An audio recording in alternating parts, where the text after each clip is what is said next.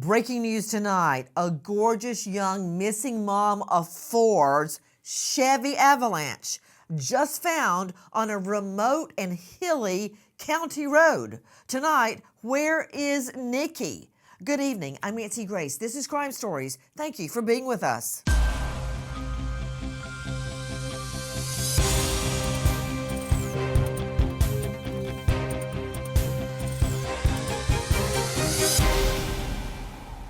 A California mom of four missing. Her truck found abandoned in a different county.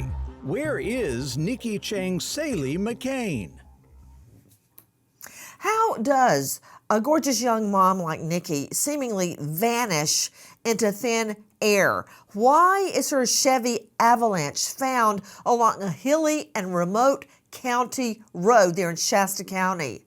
Now, if she were gone and her Avalanche was also gone, that would make more sense than her being separated from her car, from her truck, a Chevy Avalanche.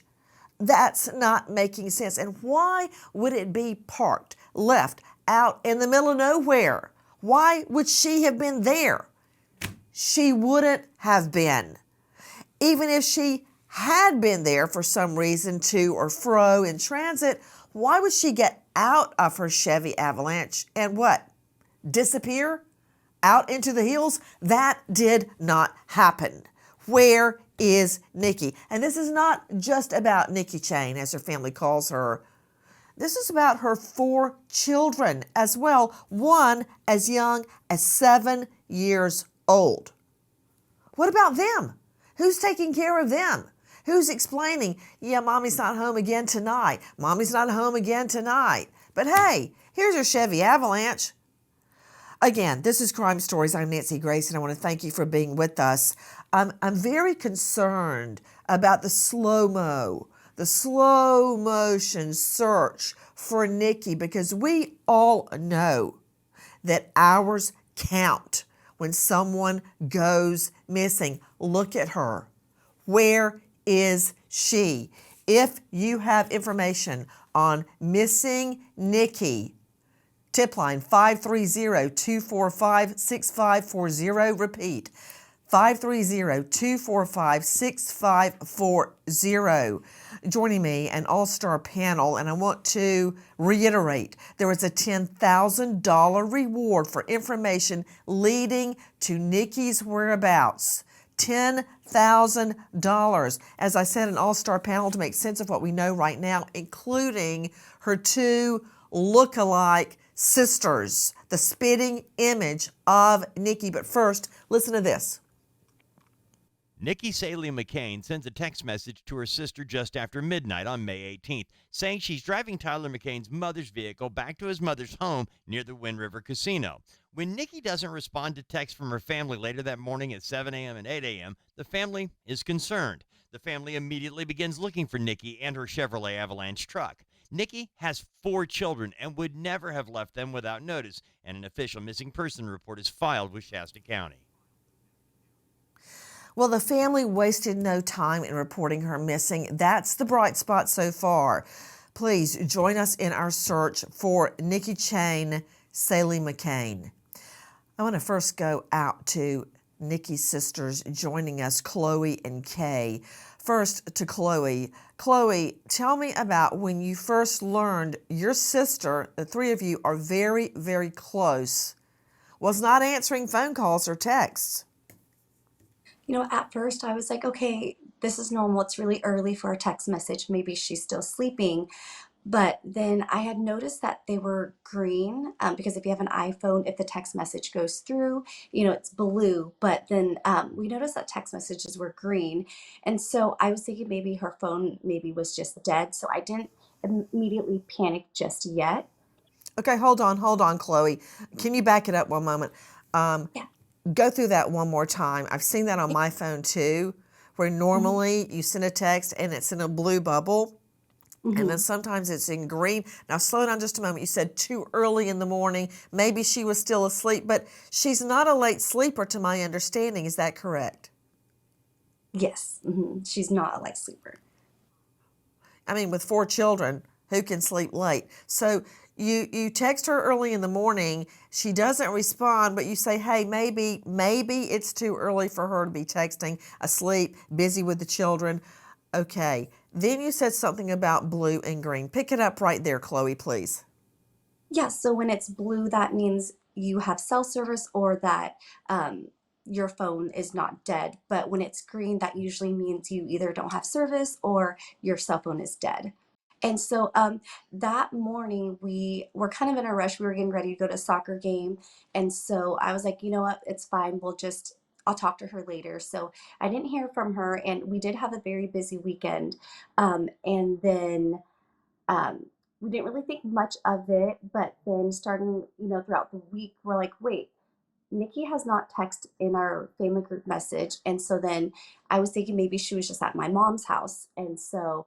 And then by Tuesday, we were Okay, like, hold wait. on right there. Let me follow up with that. Chloe, sorry to interrupt, but I don't want to miss a detail because, as we all know, and our other experts will jump in just a moment, every detail matters.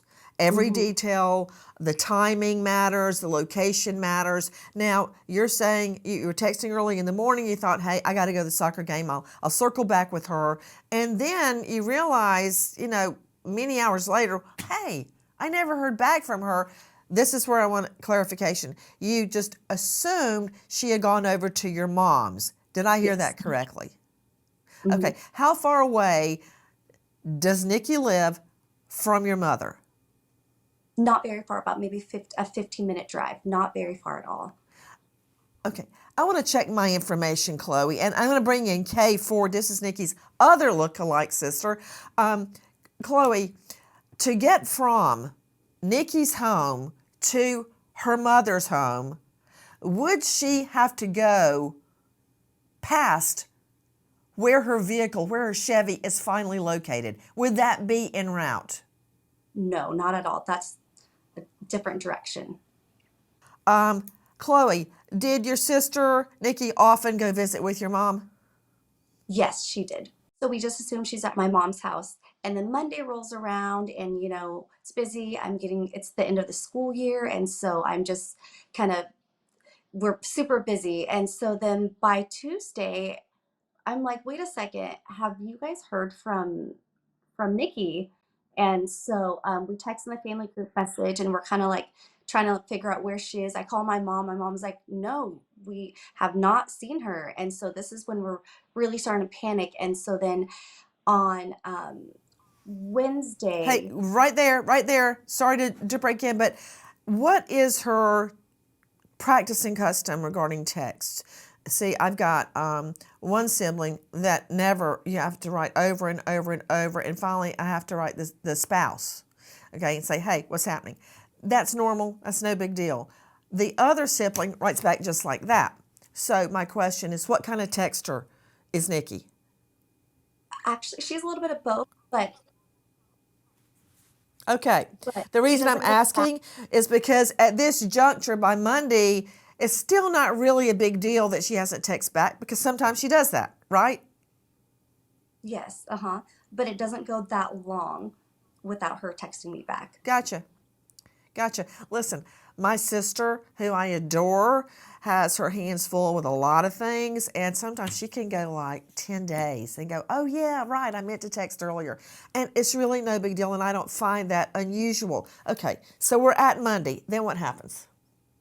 Okay, I was like, okay, so no text message, and I didn't really think much. And then by Tuesday, that's when we kind of start to panic and kind of get worried about where she might be because my mom's like, oh no, I haven't seen her.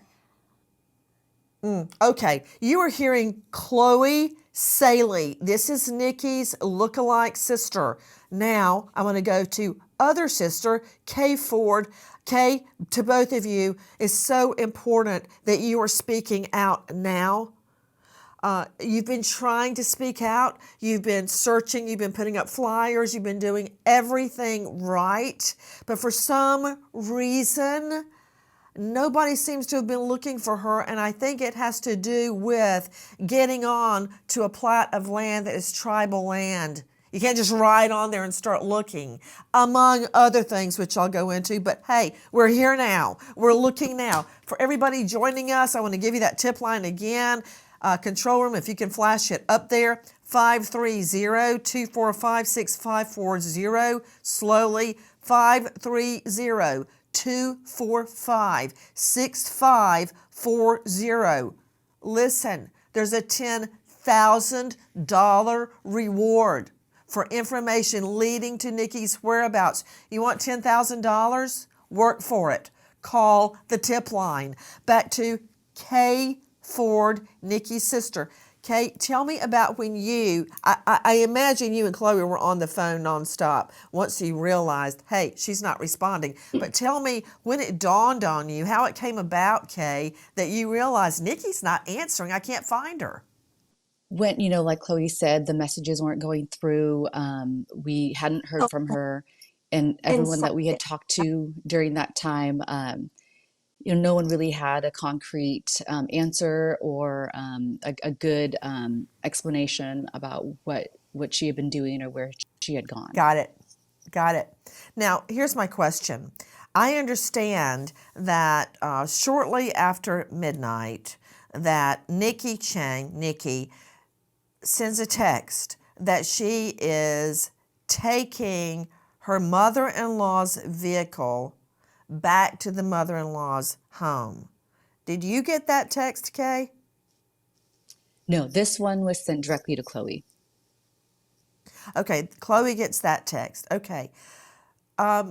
Chloe, that text, that's around midnight, and she's texting with you, and I know you and Kay and Nikki share all information extremely close. You get this text stating that she is taking her mother-in-law's car back to the mother-in-law's house.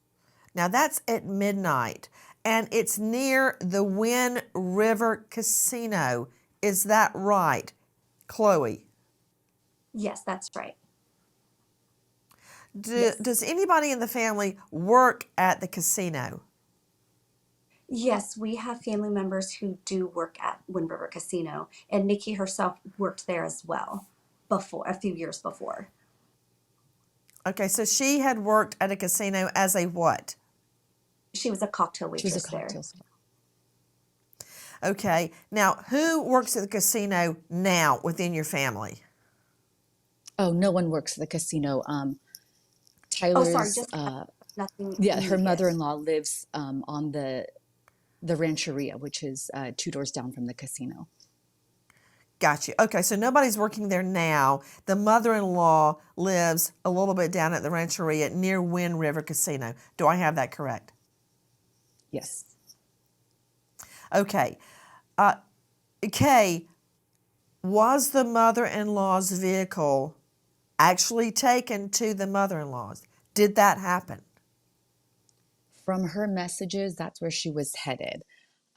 We didn't hear from her as far as once she got to the mother-in-law's house, so we can't definitively confirm that. Was the mother-in-law in the car with her, or was she just driving the car back on her own and then getting a ride back home? How was that working? She was We do driving by not herself know. in the vehicle. From what she told us, By she herself. was. Mhm.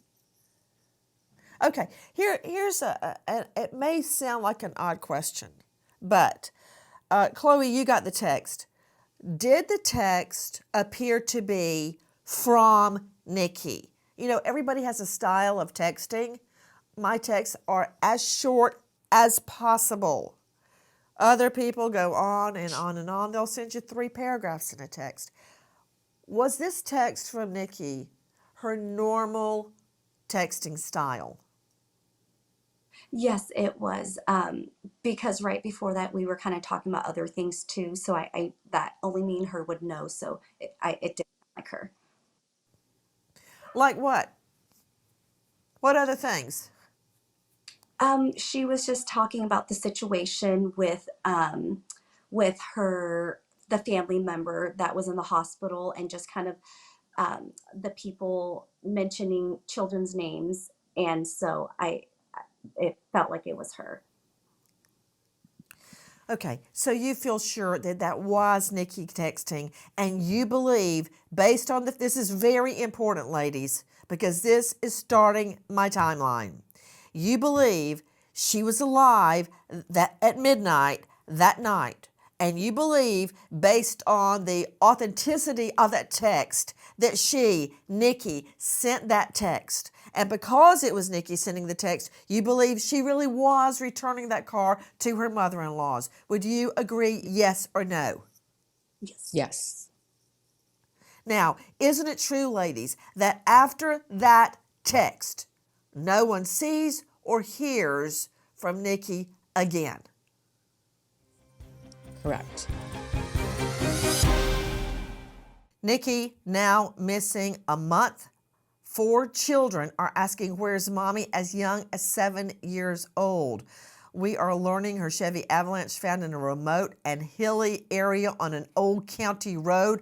But here's another problem in the search for Nikki, the time delay. Listen. 8 days passed from when Nikki Saelee-McCain was last seen by her family and the day her truck was found abandoned in Tehama County. According to a missing persons flyer released by the family, McCain was reportedly picked up from a residence near Wind River Casino in Redding, California, and may have been later dropped off at her home in Anderson. Investigators have not said where in Tehama County the 2002 Chevrolet Avalanche was found or if the location is the home where McCain may have been picked up. Police have also not released whether the truck was in working order. Okay, this is a problem. How did she get from the mother-in-law's back to her place? Did she ever get a ride? Did she get a ride? If so, with who? Joining me, an all-star panel to make sense of what we know right now. For those of you joining us, there is a $10,000 reward for information that leads to the location of Nikki Saelee-McCain, known as Nikki. Her family calls her Nikki Chain. To Dave Mack, crimeonline.com investigative reporter, I understand that her Chevy Avalanche was found in this hilly terrain. What I don't get is how we go from her being in her mom-in-law's white Tahoe. How did she go from that to her Chevy being in a completely different area? Control room, if I could see that map again.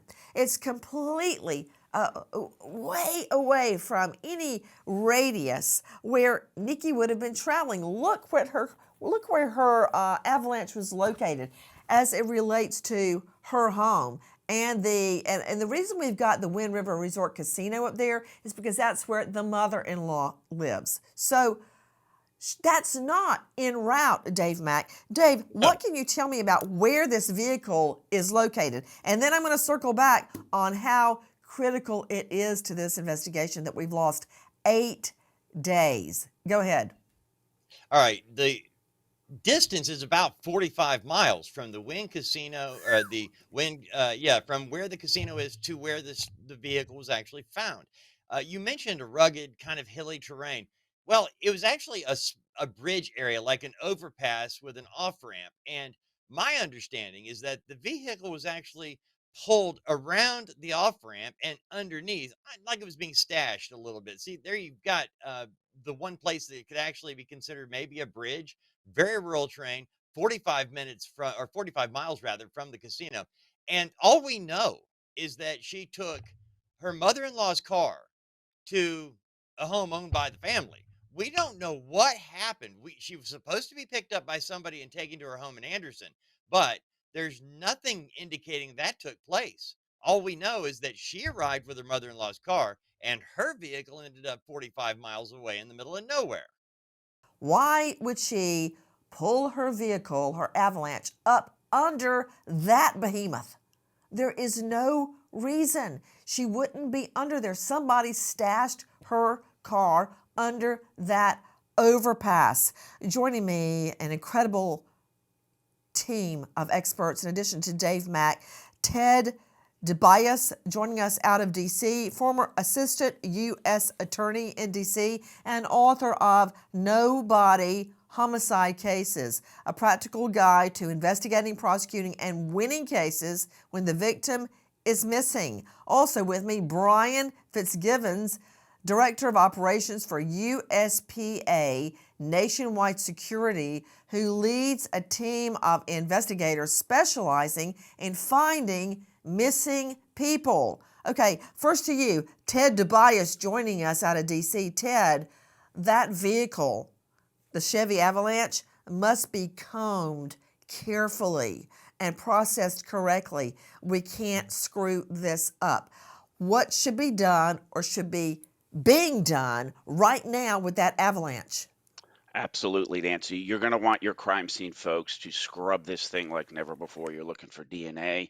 You're looking for blood, hair, fiber. You're also going to check and see, does this have a GPS? A lot of cars today have tracking devices that are part of their system. Used to be OnStar and some of these other things. You're going to check for that. You're also going to be looking for, okay, where is the cell phone of Nikki? We already know she had a cell phone.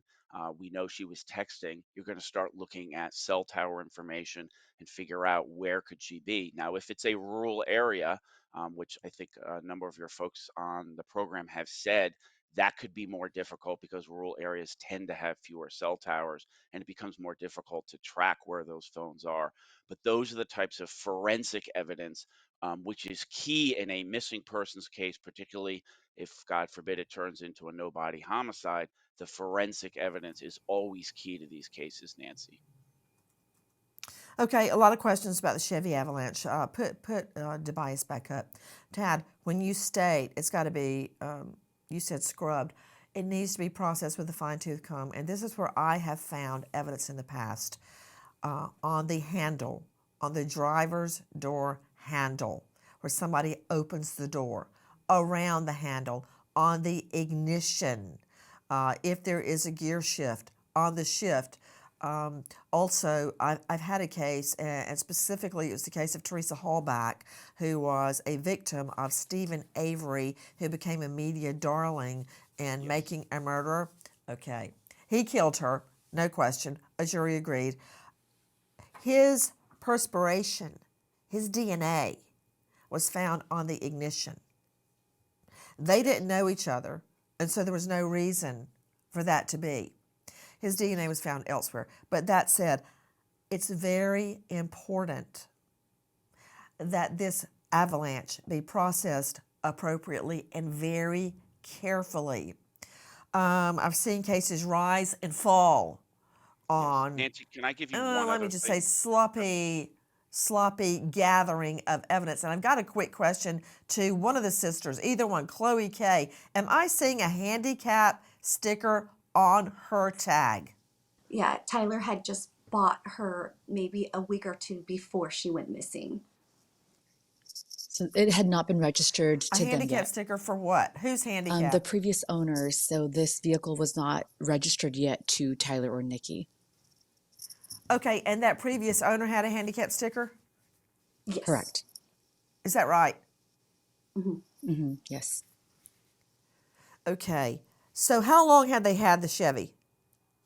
I want to say About maybe 2 weeks a week. before she went missing. A week or two. 2 weeks before she went missing. Gotcha. Okay. Could be important. It will confuse getting fingerprints because there's going to be a lot of other people's prints in there that are not theirs. But that said, no problem. Brian Fitzgibbons is jumping in, joining us from USPA Nationwide Security. Jump in, Brian. Help me out. Any thought? Yeah, Nancy, that is actually really important information that this was 2 weeks ago that the vehicle was purchased. So according to Tehama County Sheriff's bulletin, which in some jurisdictions they call a police log, when they found the vehicle, they assessed that there was some burn damage on the side of the vehicle. So, I think investigators need to find out, was this burn damage there before? Okay, I'm sorry. You cut out on me. What did you just say about burn damage? Yes, so the Tehama County Sheriff's bulletin included a report that there was burn damage to the side of the avalanche. So I think it's important to note that jumped off the page to me, given the location where the avalanche was found and obviously the circumstances. When you say burn damage, what do you mean by that? So included in the bulletin, the official report that the Tehama County sheriffs make to the public on all their calls, the responding officer indicated that there was burn damage on the side of the vehicle. There were some photos circulated online that I believe showed part of that burn damage. So, not enough that would make the vehicle not function, but you can see a little melting to the plastic areas on the vehicle. An abandoned truck in a different county, missed phone calls, and unanswered texts. Where is California mom Nikki Saelee-McCain? Well, right now we're between a rock and a hard spot, and I'll tell you why. First of all, the sisters joining us today, Nikki's sisters, Chloe and Kay, didn't realize anything was wrong. They got a late night text, Chloe did, midnight, from Nikki. We know it's Nikki because of her writing style and the information that the text contained. It was her. She was dropping off her mother-in-law's vehicle. I want everybody to put their minds to it and see if we can figure out who was supposed to take Nikki from that location back home. That said, that's that night. Then it's Monday, then Tuesday before they realize, hey, she never texted back. She's not at mom's house. So we've lost at least 3, if not 4 days. That is critical. Brian Fitzgibbon's joining us, Director of Operations, USPA, Nationwide Security, every hour. Just let's say she's in a car, 60 mph.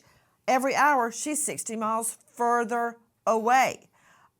If anyone has, and I pray to God this is not true, killed her, every hour hurts the investigation. It hurts in the discovery of the body. It hurts as to whether the body is then subject to animal activity, as it is euphemistically called. Every hour makes this more difficult in finding Nikki. Agree, disagree?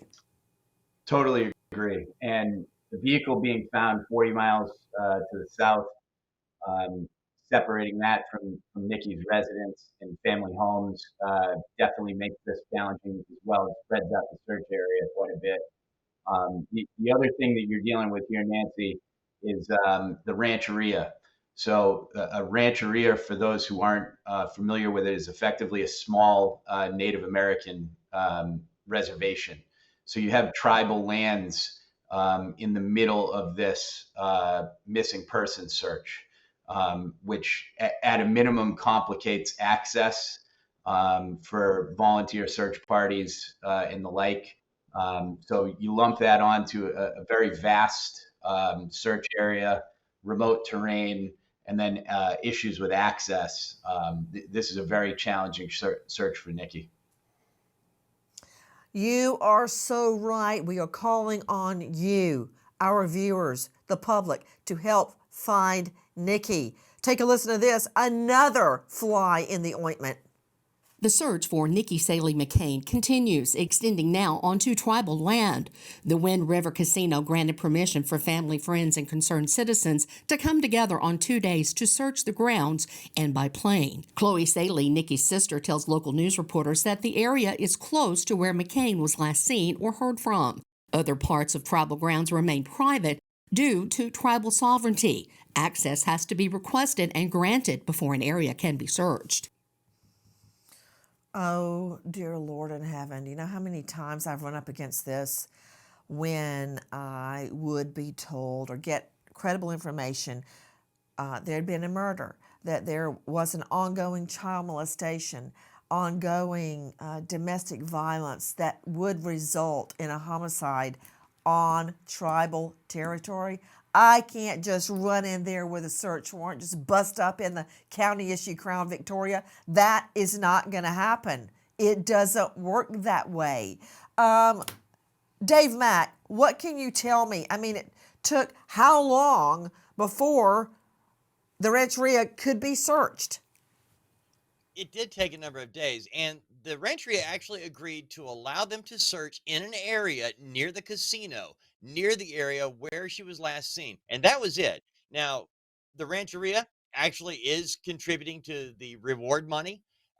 They've been participating in this again, but it's so limited, Nick. They haven't just said, come on in and look. They've said, you can look right here, but other areas sovereign. Can't have it. Brian Fitzgibbons, that is not helping me. Yeah, so the tribe is limiting the search areas that these search parties can go on. They have put up a billboard. They have offered a $10,000 reward. These public shows of support have been made. Wait a minute. Put Brian Fitzgibbons back up. Brian, I appreciate the money, but I would rather have a full-on search with scent dogs, bloodhounds, cadaver dogs, shoulder-to-shoulder cadets, volunteers, Chloe, Kay, everybody searching as far as they can. Not, hey, don't get past the shadow of this casino. No, that is Absolutely. not helping me, Fitzgibbons. What is their problem? I don't care if they hear me. What's the problem? Why wouldn't they let the searchers search beyond that? I couldn't agree more, Nancy. I mean, these public shows of support mean nothing when you don't allow the search parties to completely search the tribal lands where Nikki was last known to be. So, they have to jump in here and actually open up access to these search parties. Family members have released their own missing persons flyer with hopes of finding Nikki Saelee-McCain. McCain is described by officials as 4'11" and weighing 110 pounds. Family and friends plead for tips as the search continues for Nikki Saelee-McCain, missing for over a month. Joining me in an all-star panel, including Nikki's two sisters, Chloe and Kay. Chloe, to you, did the authorities not take her disappearance seriously? Why was there such a slow start in the search for Nikki? In the beginning, I did make a missing persons report through RPD, which is Redding Police Department. And then after giving that officer information, it turns out that because of where they were living and where she was last seen, it was in a different county. And so then it got switched over from the RPD department to the Shasta County Sheriff's Department. So that was a slowdown, in addition to the weekend delay, in addition to the 8 days it took to find her Chevy Avalanche parked under an overpass. But now, can we talk about the elephant in the room? Listen. Nikki Saelee-McCain was last seen by her family on May 17th with a text message received just after midnight on the 18th. This is 11 days after her husband appears in court for a hearing and pleads not guilty to beating his wife of 13 years. The next court date for the felony domestic violence case is set for June 28th. Since Nikki is the prosecution's only witness, if she doesn't show up for court, the case could be dismissed. Judge Daniel Flynn decides to continue the hearing until July 5th to give the prosecution more time to find Nikki or other evidence in the case.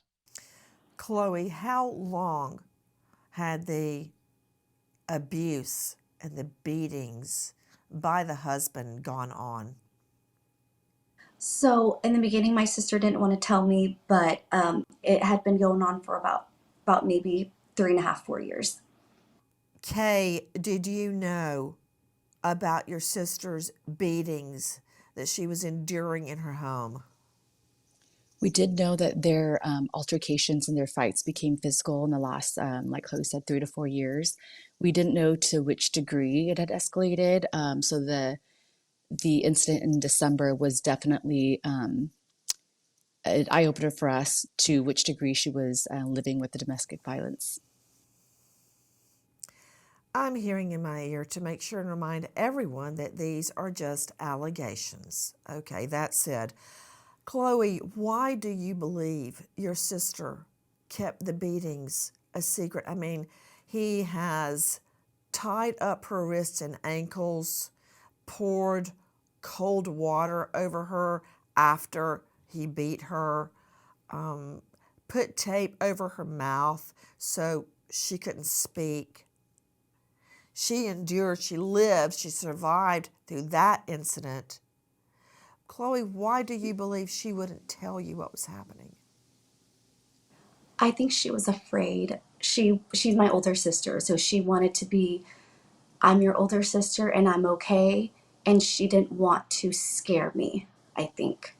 But she was so terrified, but I think she put up at the front like she was brave and that she was okay. Guys, you are seeing a shot there of Nikki with the husband, Tyler Scott McCain. Apparently, their relation started off normally, even happily. There are 4 children from the union, 7 to 13 years old. Take a listen to this. After 3 hours of Tyler McCain allegedly beating his wife, the mother of his 4 children, hitting her about the face and head, blackening her eyes, pulling out her hair, and taping her mouth shut, he leaves her alone and goes into the kitchen. Getting herself loose from the bindings, Nikki Saelee-McCain grabs a robe with her car keys, runs outside, and gets in her car. Tyler McCain chases Nikki out of the house and jumps onto the hood of the car, telling her to stop. Ignoring his demands, Nikki flees to the safety of her sister's home in Redding. Nikki Saelee-McCain was last seen by her family on May 17th with a text message received just after midnight on the 18th. This is 11 days after her husband appears in court for a hearing and pleads not guilty to beating his wife of 13 years. The next court date for the felony domestic violence case is set for June 28th. Since Nikki is the prosecution's only witness, if she doesn't show up for court, the case could be dismissed. Judge Daniel Flynn decides to continue the hearing until July 5th to give the prosecution more time to find Nikki or other evidence in the case. There you see the husband leaving the courtroom to the jeers of a crowd, all trying to find Nikki. Question to you, Kay. This is Nikki's sister. Has the husband been out searching for his wife? He has not attended any of the searches that we've done. Have you spoken to him, Kay, about where is Nikki? We have. And he said what? He doesn't really, he says he doesn't know. That day when you guys drove out to the house and asked him, where's Nikki? What were the choices he gave you as to where she may be, Chloe? He said he didn't know and that she took an Uber and left somewhere. Okay. So I understand that he gave different theories as to where she went. What else did he say besides she took an Uber? That's what he had told me, but he had told my other family members that she took off with a lesbian lover, and then he had also said that she took off with a guy to Las Vegas. Okay, hold on. Let me see the sisters, Chloe and Kay. So he says, A, she took an Uber somewhere, I don't know. B, she took off with a lesbian lover. Did you know anything about a lesbian lover? No. Okay, and 3, that she took off with a male to what? Go to the casino? Is that what you said? Those are the 3 choices? To Las Vegas, yes. To Vegas, okay. There's no way in HELL Nikki would leave these 4 children just alone to fend for themselves. That's not going to happen. She's never taken me time. You know, a lot of moms, they go off to a spa, they go to girls' weekends. Not her. No, that did not happen. Can anybody give me a straight answer on who was supposed to pick her up from her mother-in-law's that night? Nikki said it would be one of the roommates that lived with them at the house. Okay, all right. At least I know that much, and I'm sure that roommate has already been questioned. Now, let me understand something. Ted DeBias joining us, former assistant U.S. attorney in D.C. and author of No Body Homicide Cases. Did you hear this? I think this is really important, Ted, that Nikki is the state's only witness in that aggravated assault case. Did you hear that? And now it's time for the case, and the judge, who is Judge Daniel Flynn, at least decided to continue further notice delay the hearing until July 5. Yes. That's about to happen to give the prosecution time to find Nikki or evidence in the case. Now, I'm not coming at this from a legal angle because you and I both know we could get in excited utterances. We could get what she said to cops. We could get a lot of her hearsay comments in as evidence. But that's not going to really fly if there's a jury. So the significance of the timing, Ted, jump in. So, Nancy, it is very important because what you often see in no-body homicide cases, which of course we all hope this is not, but you often see what's called a triggering event. And a court case is a classic triggering event. And you recall here, there was a court hearing on May 7th where the case was going to be going forward. Now we have less than 2 weeks later, of course, Nikki is missing. That to me is very important. Over 50% of no body murder cases involve domestic relationships. It can be husband, wife, it can be boyfriend, girlfriend. It is very common.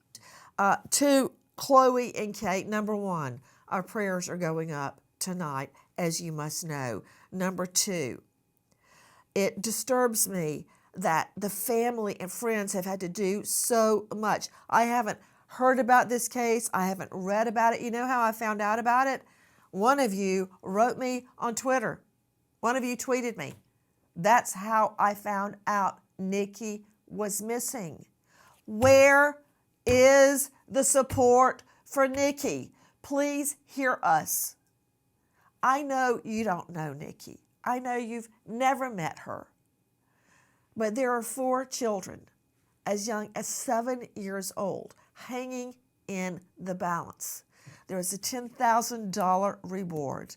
Tip line 530-245-6135. If she's still alive, she can be found. But we need help. The family needs help. Her children need help. 530-245-6135. Let's stop and remember American hero, police officer Sean Leonard Slogansky, McKeesport PD, Pennsylvania, just 32, fatally shot in the line of duty, survived by grieving fiancée Chelsea and infant daughter Haven. American hero, police officer Sean Leonard Slogansky. I want to thank all of our guests for being with us tonight, for you joining us, and a special thank you to our MSM family for being with us here tonight and every night, but especially to the sisters Chloe and Kay, leading the search for their sister, Nikki. Nancy Grace signing off. I'll see you tomorrow night, 6 and 9 o'clock sharp Eastern, and until then, good night, friend.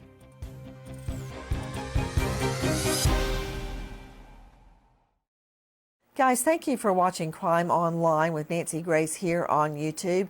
To get the very latest, subscribe to Crime Online here